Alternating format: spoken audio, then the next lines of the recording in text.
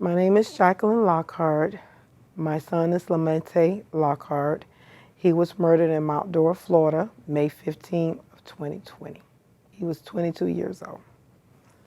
Today is Friday. He was killed on a Friday. So every Friday is hard for me. I mean, it's like reliving it. I'm dreading when Friday comes because that phone call. And I think that's the worst part is receiving that phone call. I think it was shortly after midnight. And when they told me that there has been something has taken place and they need me to identify an individual. And I said, identify, what are you saying? And I said, someone hurt. And they were like, ma'am, I just need you to identify this person. And I was like, how can I identify somebody over the phone? They says, well, it's a, she said it was someone with dreads and they had a tattoo on the left arm that said Jackie.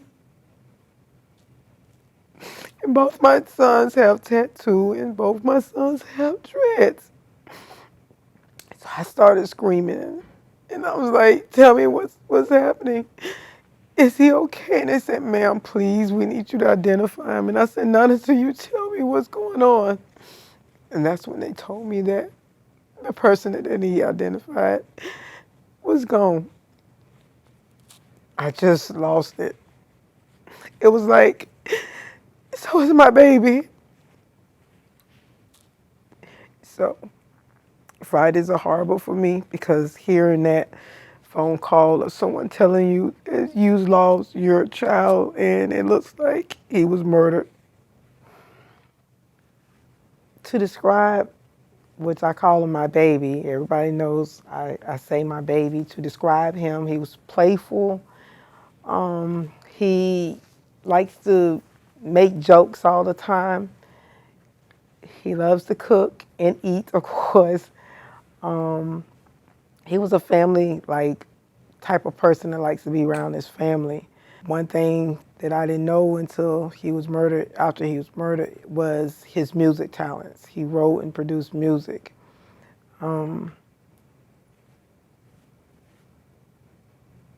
He he's I'm gonna say he was a mama's baby, cause it was like the bond that we had that's why it's hurting me so bad. Not that I don't love my other kids, it's just something about Monte. He was different than my other kids, very different. To try and help prevent that, I think that the community itself should come together more. I feel that right now we're living in a time where we're just so into our own little space and we only want to worry about what's happening to you at that moment. But I think we need to go back to worrying about what's happening all the way around us in a whole. It starts at home and talking more to our children and then letting our children know, it's okay to talk to the sheriff department. It's okay to talk to leaders in the community. It's okay to talk to your teachers when something that you see is not right. And I think that if we bring that back where we have that relationship that we can come together and talk no matter what it is and not be in fear and not be judged by ourselves, our peers, as we're snitches or we're trying to be something that we're not.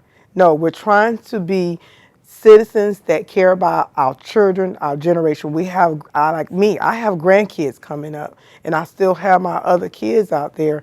And I want them to feel that they can do the right thing and speak up. And that's where I see that the problem is, especially here in Highlands County.